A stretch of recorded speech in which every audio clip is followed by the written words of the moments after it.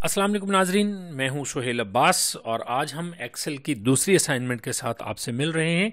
और इस असाइनमेंट के अंदर हम एक बड़ी मशहूर चीज़ देखेंगे जो बहुत सारे तालीमी इदारों में असाइनमेंट के तौर पे आपके ज़िम्मे लगाई जाती है। बहुत सारे जॉब के लिए प्रैक्टिकल जब आपका हो रहा होता है, इंटरव्यू टेस्ट हो रहे होते हैं, उस दौरान आपसे करवाई जाती है। और इसके अलावा जिस वक्त आप जॉब पे होते हैं तो यकीनन बहुत सारी जगहों पे आपके लिए जॉब के अंदर ज़रूरी होता है कि आपको ये काम करना होता है, और वो है सैलरी शीट। तो नाजरीन, सैलरी शीट आज हम एक बिल्कुल बेसिक लेवल की बनानी सीखेंगे, चूँकि इसमें हम अभी अज्यूम ये कर रहे हैं कि आपको इफ़ या इफ्स वगैरह के फंक्शन का नहीं मालूम। तो यहाँ पे नाजरीन हम बिल्कुल एक बुनियादी सैलरी शीट के लिए एक्सेल को खोलते हैं। यहाँ पे मैंने कुछ डाटा इसमें ऑलरेडी फीड कर दिया है, और इसमें यहाँ पे आप देखें हमारे पास सीरियल नंबर है। सीरियल नंबर में हमारे पास 5 एम्प्लॉयज़ का हमने डाटा दिया है, इनके नाम दे दिए, इनकी बेसिक सैलरी हमने पहले से लिख दी है। बेसिक सैलरी आपको हमेशा जब भी आप कोई असाइनमेंट इस किस्म की बनाएंगे तो आपको बेसिक सैलरी बताई जाएगी कि इसकी बेसिक सैलरी इतनी है, और उस पर आपने इनके ये अलाउंसेस कैलकुलेट करने होते हैं। अलाउंसेस में मुख्तलिफ अलाउंसेस हो सकते हैं। हमने इसमें कुछ मखसूस अलाउंस लिखे हैं जो आम तौर पे हर जगह पे होते हैं। मसलन हाउस रेंट है और इसकी रेशो हमने यहाँ पे 50% रखी है। ज़रूरी नहीं है कि जब आपको कोई ये असाइनमेंट दी जाए या जहाँ पे आप जॉब कर रहे हो वहाँ पे ये इसी रेशो से आपको हाउस रेंट दिया जा रहा हो। मेडिकल अलाउंस हो सकता है 20% है, या कोई भी और रेशो हो सकती है। ट्रैवलिंग अलाउंस हमने यहाँ पे डाला 10%। इस तरह बिग सिटी अलाउंस है, इसके अंदर परसेंटेज अमूमन नहीं होती, आपको बिग सिटी अलाउंस एक मखसूस रकम के तौर पे दे दिया जाता है। और यहाँ पे नाजरीन इन सारी चीज़ों को बेसिक सैलरी के साथ जमा करके हमने ग्रॉस सैलरी बनानी होती है। और फिर उसके बाद हम देखते हैं कि जो ग्रॉस सैलरी है उसके ऊपर हो सकता है उसके कुछ डिडक्शंस होती हों, यानी मिसाल के तौर पे आपके एम्प्लॉय ने कोई लोन ले रखा है या उसके ऊपर कोई टैक्स अप्लाई होता है। हमने यहाँ पे एक फर्जी टैक्स रेशो रखी है 10% को, कि इसमें 10% टैक्स हम डिडक्ट करेंगे। ये नाजरीन ख़ास तौर पे मैंने इसलिए ये अमाउंट्स रखी हैं, 10% टैक्स भी रखा है और 10% ट्रैवलिंग अलाउंस रखा है, ताकि हम ये फ़र्क भी समझ सकें कि जब यहाँ पे 10% कैलकुलेट होता है तो उसकी रकम मुख्तलिफ होगी, जब यहाँ पे 10% होगा तो रकम जवाब उसका तब्दील हो जाएगा। तो ऐसा कैसे होता है इसको भी हम देखेंगे, और उसके बाद हम एंड पे निकालेंगे नेट पेएबल, यानी कितनी सैलरी बुनियादी तौर पे जो हमारा मुलाजिम है उसके अकाउंट में ट्रांसफ़र की जाएगी या उसको अदा की जाएगी। सो नाजरीन, यहाँ पे मैंने पहले एम्प्लॉय की सैलरी अगर आप देखें तो बेसिक सैलरी सिर्फ 100 रुपये डाली हुई है। नीचे हमने मुख्तलिफ इसकी सैलरीज हैं जिसके साथ हमने एक्चुअल कैलकुलेशन करनी है। 100 रुपये डालने से मुराद ये है कि हमें 100 के ऊपर हर अलाउंस, हर कैलकुलेशन का बड़ी अच्छी तरह से अंदाज़ा हो जाएगा कि हमारी जो सैलरी है, मिसाल के तौर पर हमने यहाँ पे हाउस रेंट 50% डालना है, तो 100 का 50% हमेशा 50 होता है, यानी उसके 50% 50 रहेगा। मेडिकल अलाउंस 100 का 20% है तो ये 20 ही रहेगा, और इसी तरह ट्रैवलिंग अलाउंस 10% है, 10% है तो ये 10 ही इसका जवाब आएगा। तो ये सिर्फ इस वेरिफिकेशन के लिए मैंने यहाँ पे 100 लिखा है, ताकि हमें कंफर्म हो कि हम जो कैलकुलेशन कर रहे हैं उसके जवाब बिल्कुल ठीक आ रहे हैं, क्योंकि जाहिर है हम पहले ही रो के अंदर कैलकुलेशन करेंगे और नीचे हम वो सारे के सारे फॉर्मूले ऊपर से नीचे ये सारे कॉपी कर देंगे। तो यहाँ पे नाजरीन हम सबसे पहले देखते हैं कि हमने 50% कैसे कैलकुलेट करना है।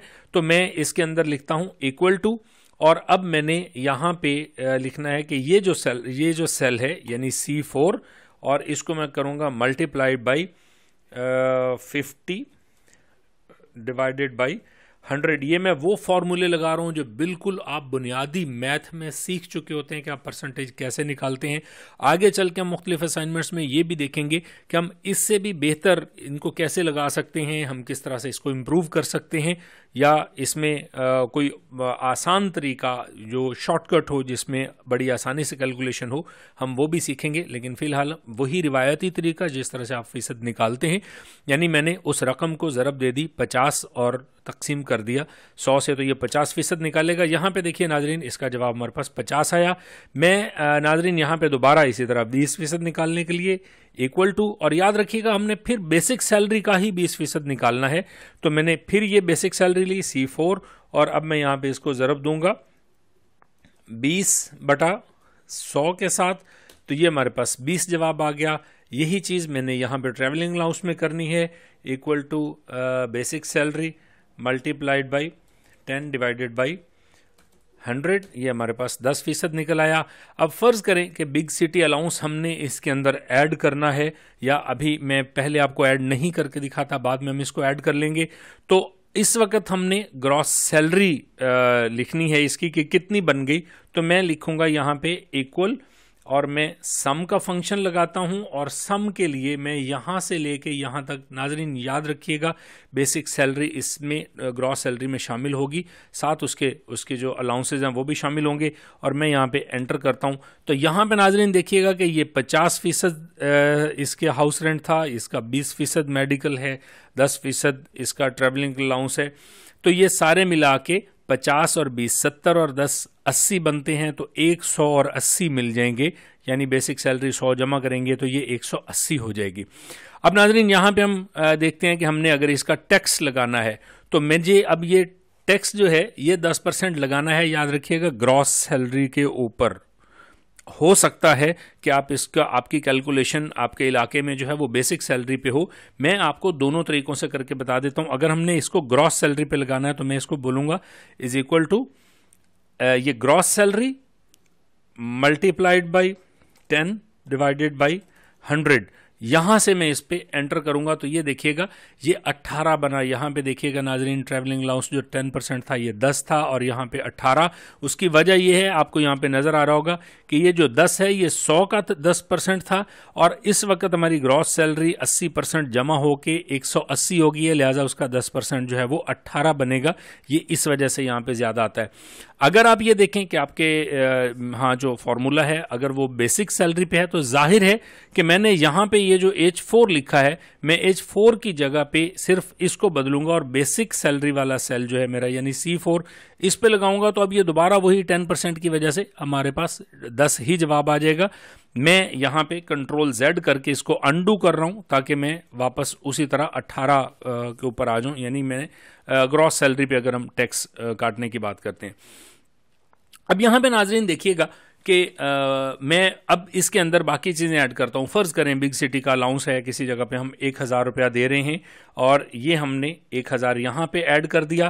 तो चूंकि हमने इसमें ऑलरेडी इसका ये जो फंक्शन था सम का, यहां पे देखिए हमने ये पूरी रेंज दी हुई थी, लिहाजा जिसका बिग सिटी अलाउंस लगा हुआ होगा वो इसमें शामिल हो जाएगा। अगर नहीं लगा हुआ है तो क्योंकि खाली सेल जो है वो एक 0 के बराबर होता है, लिहाजा वो यहां पे इसका बिग सिटी अलाउंस उसमें जमा नहीं होगा। इसके बाद अगर उस एम्प्लॉय ने कोई लोन ले रखा है तो हम यहां पे उसके लोन की रकम लिख देते हैं। फर्ज करें हम इसको बोलते हैं कि इसने 500 रुपये हमें लोन की किस्त देनी है। अब नाजरीन क्या करना है कि हमने ये जो नेट पेएबल सैलरी है इसको मैं लिखूंगा कि ग्रॉस सैलरी में से मैंने माइनस करना है लोन, और मैंने माइनस ही करना है इसमें से टैक्स, और मैं एंटर करूंगा तो यहां पे देखिएगा नाजरीन ये हमारे पास 562 जवाब आ रहा है, यानी ये वो सैलरी है जो हमने उसको पे करनी है। अब मैं नाजरीन ये हमारे पास चेक हो गया कि हमने 100 से इसको चेक किया, 50% जो है ये 50 रह गया था, 20% ये उसी तरह 20 रह गया, 10% जो है वो 10 रह गया। तो ये अब हमारे पास कन्फर्म है कि हमारा आंसर करेक्ट है। तो अब हम फर्ज करें इसी एम्प्लॉय की सैलरी 40,000 है, तो मैं इसको जिस वक्त 40,000 लिखूंगा तो मेरे ये सारे के सारे जवाब खुद ब खुद अपडेट हो जाएंगे। और मैं इस वक्त यहाँ से इसी तरह ये सारे के सारे जो मेरे पास मुख्तलिफ सेल्स हैं इन सब को मैं यहाँ तक नीचे कॉपी करता हूँ। और अब देखिएगा चूंकि हमने यहाँ पे लोन लिखा था 500, मैं इन बाकी सब लोगों का लोन, वो लोन इसी तरह नीचे बढ़ रहा है नंबर उसका 500, 501, 502, इसको भी मैंने डिलीट कर दिया। इसी तरह अगर बिग सिटी अलाउंस आप जिसको नहीं दे रहे आप उसको डिलीट कर देंगे। फ़र्ज़ करें इस शख्स को हम दे रहे हैं तो मैं इसमें 1000 लिखूंगा, ये इसी तरह जमा हो जाएगा। और यहाँ पे इसी तरह किसी और शख्स की जो लोन इंस्टॉलमेंट है, फ़र्ज़ करें हम यहाँ पे लिखते हैं कि इसकी 5000 लोन इंस्टॉलमेंट है, तो ये 27,540 में से 5000 माइनस हो जाएगा, तो ये हमारे पास 22,540 रह जाएगा। सो नाजरीन ये हमारे पास एक बिल्कुल आसान सी असाइनमेंट होती है, लेकिन बहुत सारे लोग इसमें कंफ्यूज होते हैं कि कौन सी चीज़ों को जमा करना है, कैसे ज़रब दे के किस तरह से हमने फीसद निकालनी है। तो ये उम्मीद है आपके लिए ये सारी चीज़ें क्लियर होंगी। मैं आपको इसके साथ एक छोटी सी असाइनमेंट इसी की दे रहा हूँ। आपने सारे एम्प्लॉयज़ इसी तरह यही ऐड कर सकते हैं, सारी चीज़ें ऐड करेंगे, लेकिन मैं ये वाली वैल्यूज़ कुछ बदल रहा हूँ, यानी मैं अलाउंसेस के रेशो बदल रहा हूँ, मैं इन चीज़ों को बदलता हूँ और मैं आपको यहाँ पे एक असाइनमेंट दे रहा हूँ जो कि जिसकी वैल्यूज़ मैंने यहाँ पुट कर रखी हैं। आपने जो असाइनमेंट बनानी है, सैलरीज बेशक यही रखें, आपने हाउस रेंट जो है वो 45% कर देना है, मेडिकल जो है वो 25% रखना है, ट्रैवलिंग अलाउंस 12% हो जाएगा, और यहाँ पे मैं बिग सिटी अलाउंस की बजाय एक cost of living allowance add कर रहा हूँ जो कि 7% होगा। इसी तरह लोन को बेशक आप इसी तरह लोन रहने दें, लेकिन टैक्स जो है इसकी रेशो में 17.5 कर रहा हूँ। याद रखिएगा कि जिस तरह से आपने यहाँ पे ज़रब 10/100 किया था, आपने सिर्फ ये 17.5/100 करना है और कोई इसमें फ़र्क नहीं आएगा।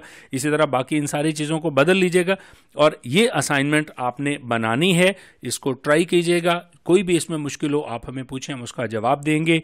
उम्मीद है आपको इसकी समझ आएगी और ये आपके लिए हेल्पफुल होगा अपने करियर के अंदर। बहुत बहुत शुक्रिया। अल्लाह हाफिज़।